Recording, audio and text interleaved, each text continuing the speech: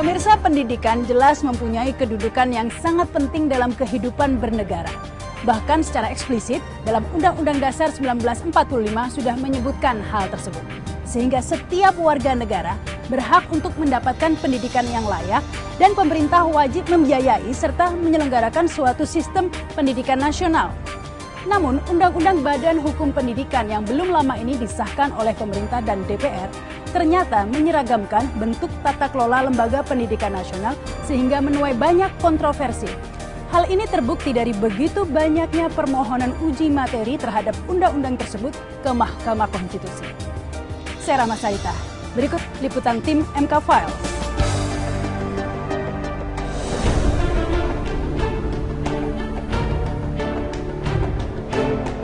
Salah satu tujuan utama dibentuknya Negara Kesatuan Republik Indonesia, seperti yang dicita-citakan para pendiri bangsa kita, adalah mencerdaskan kehidupan bangsa.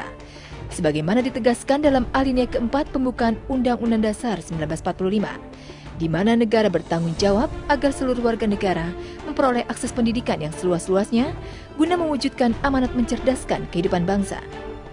Namun, bagaimana jika kemudian pilihan kebijakan pemerintah dan DPR melalui produk undang-undangnya justru membuat biaya pendidikan menjadi mahal, sulit diakses, dan menjadikan modal sebagai faktor utama penyelenggaraan pendidikan. Selain itu, pendidikan juga diorientasikan pada kepentingan pasar, diskriminatif, dan pemerintah mereduksi peran dan tanggung jawabnya. Berangkat dari pemikiran dasar seperti inilah, maka sejumlah warga negara mulai dari orang tua murid, mahasiswa, guru, dosen, dan praktisi lembaga pendidikan kemudian mengajukan uji materi atas Undang-Undang Nomor 20 Tahun 2003 tentang Sistem Pendidikan Nasional dan Undang-Undang Nomor 9 Tahun 2009 tentang Badan Hukum Pendidikan. Majelis Hakim Mahkamah Konstitusi yang mulia, salah satu tujuan dibentuknya negara ini adalah mencerdaskan kehidupan bangsa. Sebagaimana ditegaskan dalam alinea keempat pembukaan Undang-Undang Dasar 45, tanggung jawab negara begitu besarnya di bidang pendidikan, yakni menjamin agar seluruh warga negaranya menjadi cerdas dan memperoleh akses pendidikan seluas-luasnya. Bagaimana jika kemudian ternyata akibat pilihan kebijakan pemerintah dan DPR melalui undang-undang membuat biaya pendidikan menjadi mahal, sulit untuk diakses, modal menjadi faktor utama penyelenggaraan pendidikan, kemudian pendidikan berorientasi pada pasar, penyelenggaraan pendidikan diskriminatif, serta pemerintah mereduksi peran dan tanggung jawabnya. Bukan pada soal pasal mana dalam Undang-Undang BHP yang bermasalah, tetapi lebih mendasar dari itu, yakni persoalan pilihan kebijakan politik pemerintah yang telah menempatkan BHP sebagai satu-satunya landasan penyelenggaraan sistem pendidikan nasional. Semangat korporasi dan komersialisasi tersebut terlihat dari jalinan seluruh pasal-pasal Undang BHP, khususnya mulai dari konsideran menimbang huruf B hingga seluruh pasal, terutama bab-bab tertentu seperti bab yang mengatur tentang kekayaan, pendanaan, tenaga pendidik, penggabungan seperti hal layaknya merger. Pilihan kebijakan sistem BHP ini bertentangan dengan Undang-Undang Dasar 45. Undang-Undang Dasar 45 mengamanatkan agar negara melaksanakan tugasnya mencerdaskan kehidupan bangsa, yang berarti menjamin akses seluruh rakyat Indonesia tanpa pendidikan, tanpa terkecuali, dan menjadikan negara sebagai aktor utama dalam penyelenggaraan pendidikan, agar pendidikan dapat dijangkau dan terjangkau oleh seluruh rakyat.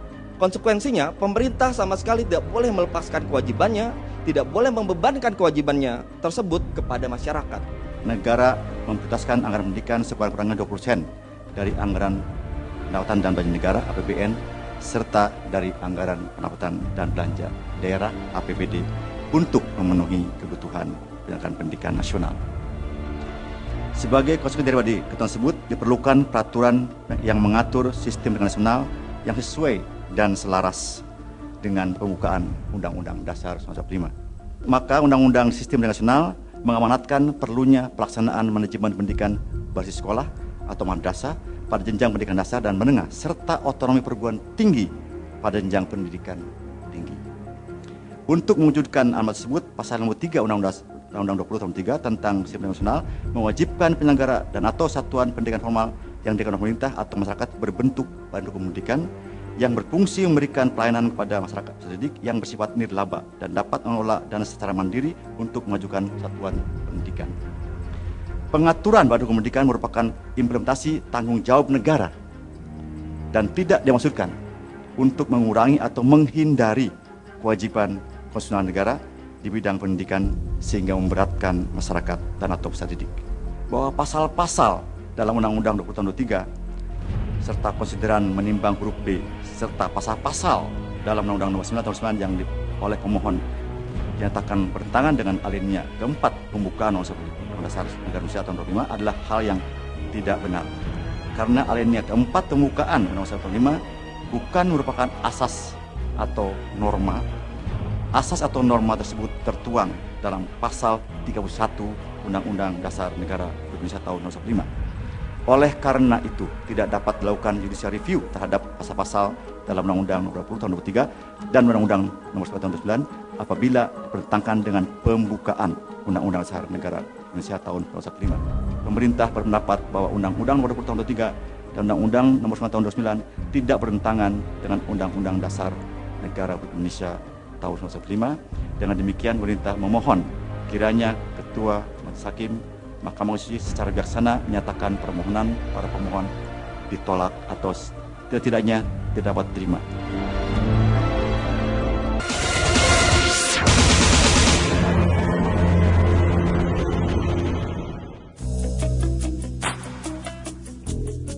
Undang-Undang Badan Hukum Pendidikan memberikan otonomi kepada Lembaga Pendidikan Nasional berlandaskan prinsip-prinsip yang pada dasarnya melarang adanya komersialisasi pendidikan. Namun pada kenyataannya prinsip-prinsip tersebut belum dapat terrealisasi, bahkan cenderung mempersempit ruang gerak lembaga pendidikan nasional dan memperlebar masuknya lembaga pendidikan asing untuk menjalankan bisnis pendidikannya di Indonesia.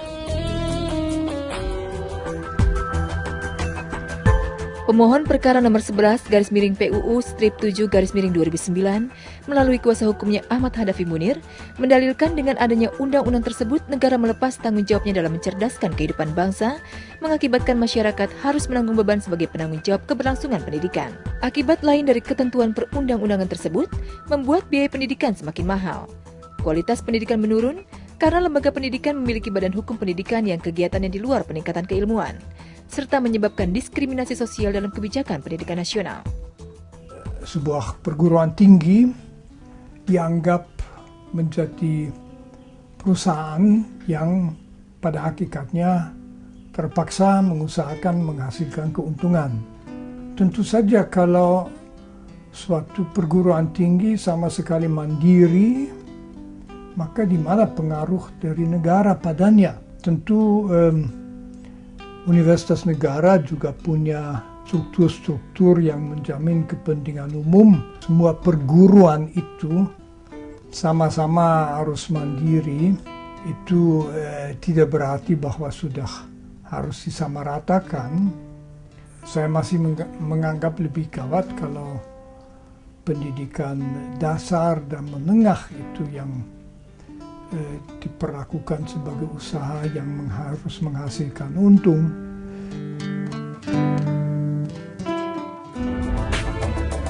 Menanggapi permohonan pemohon dalam uji materi Undang-Undang Sistem Pendidikan Nasional dan Badan Hukum Nasional ini, pihak pemerintah dan DPR yang mengesahkan undang-undang tersebut menjelaskan bahwa kedua undang-undang itu tidak bertentangan dengan Undang-Undang Dasar 1945.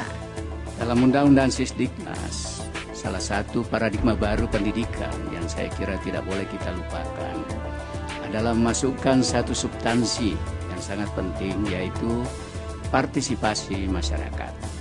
DPR menyadari bahwa mencerdaskan kehidupan bangsa itu memang adalah tugas negara. Dan mencerdaskan kehidupan bangsa tentu bukan hanya pendidikan saja. Tentu juga ada aspek lain, misalnya aspek kesehatan, aspek gizi. Tidak mungkin suatu bangsa itu cerdas hanya dengan pendidikan saja, tetapi juga harus dengan kesehatan yang baik. Karena itu maka berkaitan dengan itu semuanya, terutama pelibatan partisipasi masyarakat, maka DPR memandang bahwa paradigma dari Republik Indonesia ini adalah memang pendidikan itu adalah tanggung jawab negara, tetapi membuka partisipasi masyarakat.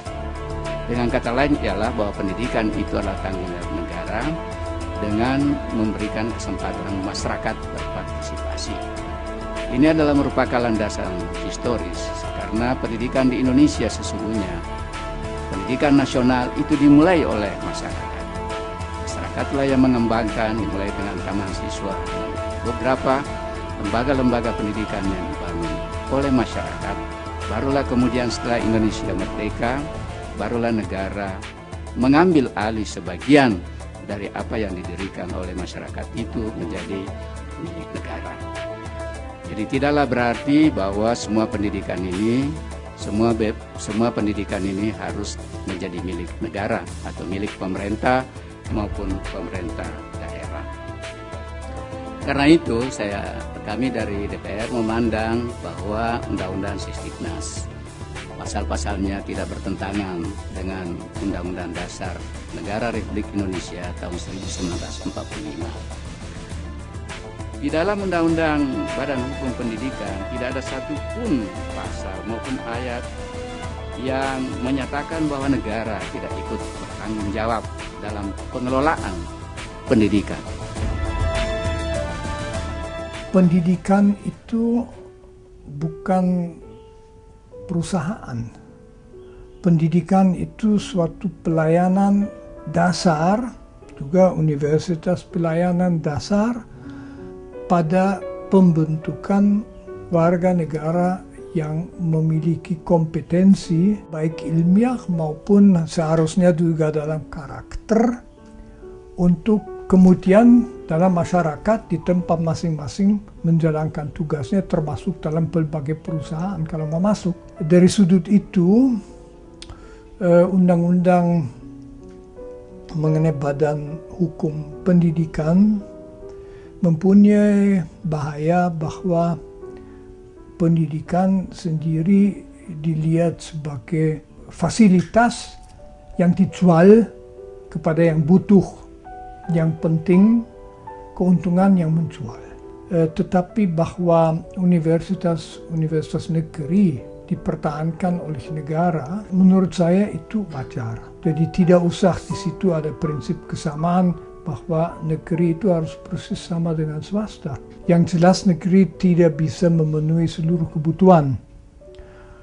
Terpaksa ada perguruan tinggi swasta, dan terpaksa di perguruan tinggi swasta segi komersial mencolok, dan itu kadang-kadang juga mengganggu, menjadi unsur dikritik. Kritik bisa dimengerti tapi tidak mudah ditanggapi karena memang perlu ada dana masuk. Ya, sebetulnya makna pendidikan itu sendiri itu adalah proses pembelajaran di mana memungkinkan setiap anak didik atau setiap anak itu mengembangkan potensinya secara optimal. Dan itu bukan hanya pada anak-anak yang mampu, tapi juga semua anak-anak di Indonesia, termasuk yang di pedesaan, termasuk yang di tempat terpencil, termasuk anak kurang mampu dan sebagainya. Sehingga mohon pendekatannya tidak mengarah kepada pendekatan dunia usaha. Apalagi juga memberi peluang pada masuknya pendidikan dari luar yang seolah-olah itu mengarah kepada modernisasi, tetapi menyimpang dari amanat pendidikan nasional itu sendiri. Pemirsa, bagaimana putusan Mahkamah Konstitusi terhadap uji materi Undang-Undang Badan Hukum Pendidikan ini? MK File segera kembali.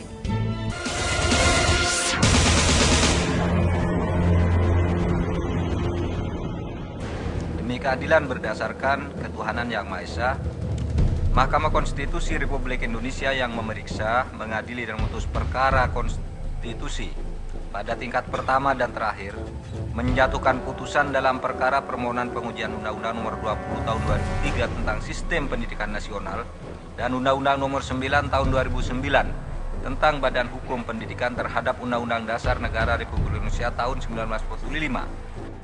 Adanya ketentuan penyelenggaraan pendidikan harus dalam satu bentuk badan hukum tertentu saja, sebagaimana ditetapkan dalam Undang-Undang BHP bagi sekolah yang diselenggarakan oleh masyarakat BHPM, dengan cara melarang bentuk perserikatan dan perkumpulan adalah jelas-jelas bertentangan dengan Undang-Undang Dasar 1945.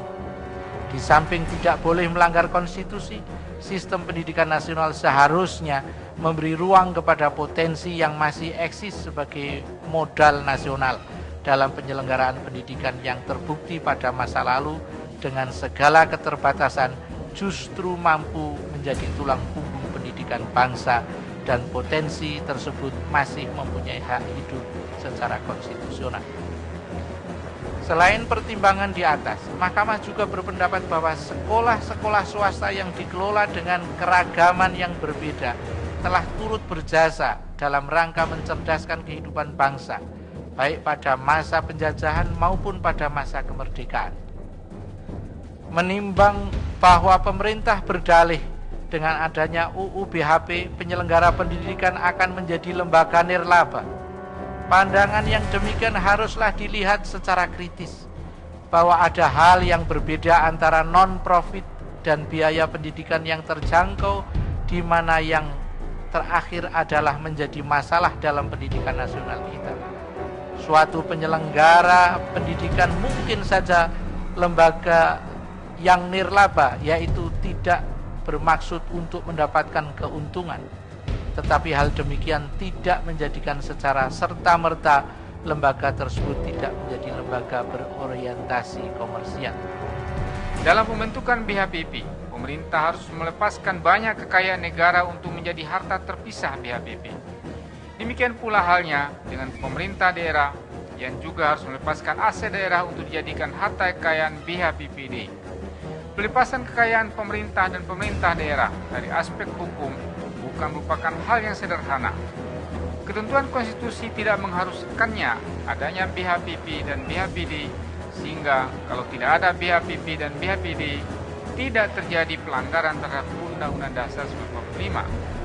Justru dengan adanya BHP versi UU BHP, malah terbuka kemungkinan adanya penyimpangan terhadap Undang-Undang Dasar 45, seperti penyeragaman yang dipaksakan.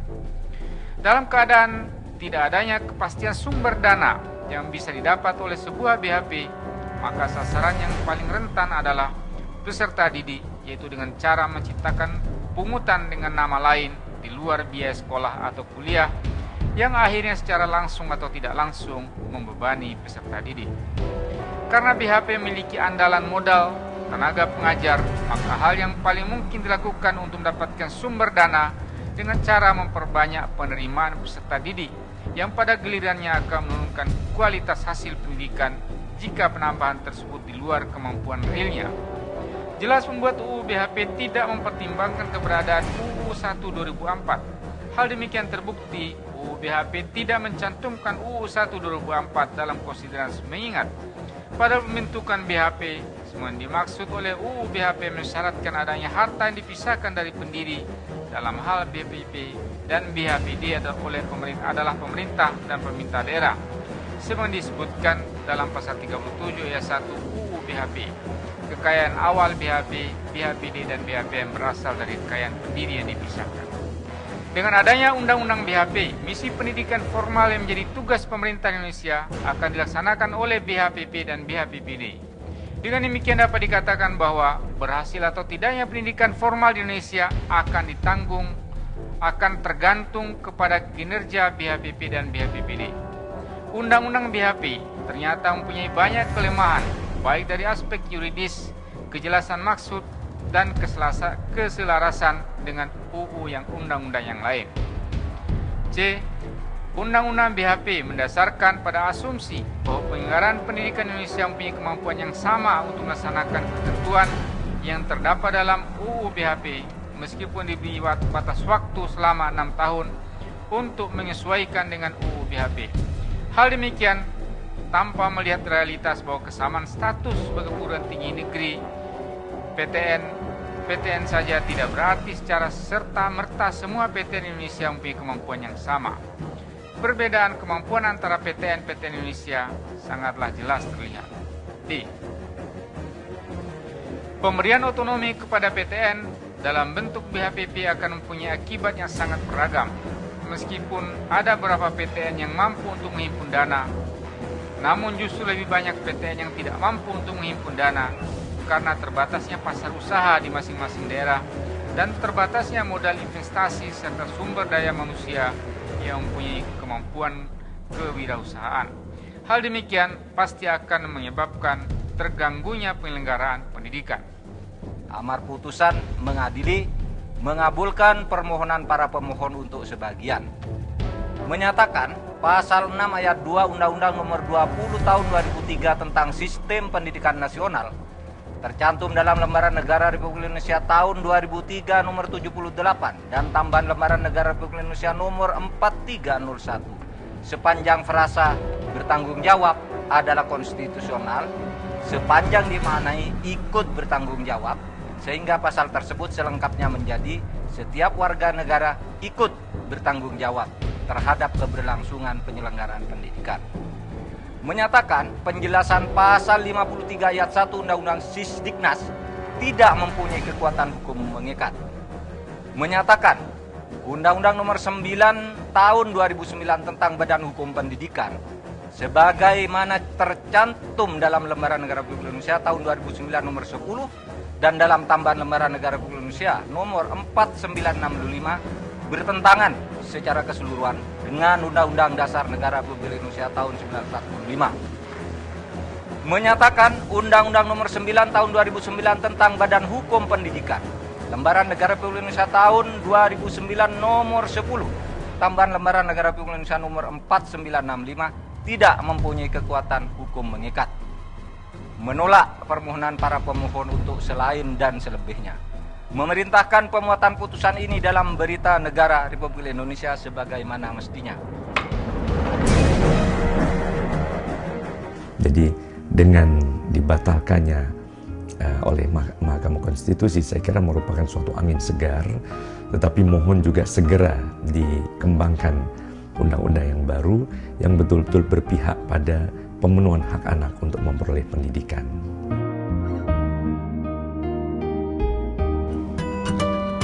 Pemirsa, Mahkamah Konstitusi secara adil dan berpihak pada kepentingan yang lebih luas telah memutus uji materi terhadap Undang-Undang Badan Hukum Pendidikan ini.